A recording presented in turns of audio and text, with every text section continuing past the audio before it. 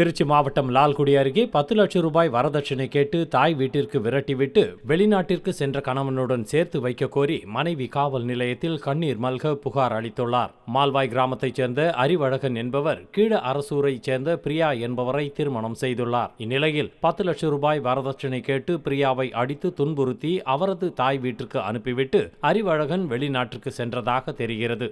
இதனை அடுத்து தனது கணவருடன் சேர்த்து வைக்க கோரி பிரியா நீதிமன்றத்தில் வழக்கு தொடர்ந்த நிலையில் கணவர் வீட்டிற்கு சென்றுள்ளார். அப்போது தன்னை கணவருடன் சேர்த்து வைக்காமல் மாமனார் வீட்டினர் காவல்துறையினரை கொண்டு மிரட்டி வெளியேற்ற முயற்சிப்பதாக பிரியா காவல் நிலையத்தில் புகார் அளித்துள்ளார். கேஸ் போட்டுட்டு ஒரு வருஷத்துல ஃபாரின் போயிட்டார், சிங்கப்பூர் போயிட்டாங்க. அவங்க இப்ப வந்துட்டாங்கன்னு சொல்லி எல்லாம் ஊர்ல பேசிட்டு இருக்காங்க. 3 பேருமே தலைமறைவா எங்கே இருந்துகிட்டு இருக்காங்க. போலீஸ விட்டு விட்டு என்னை அடிக்கடி 2 நாளைக்கு இருக்க கள்ளக்குடி போலீஸ் ஸ்டேஷன்ல சொல்லி 2 நாளைக்கு இருக்க வந்து ரொம்ப அவங்க டார்ச்சர் பண்றாங்க. வீட்டை விட்டு போ, நீ எதுக்கு வீட்டுக்குள்ள இருக்க அப்படின்னு சொல்லி ரொம்ப டார்ச்சர் பண்றாங்க.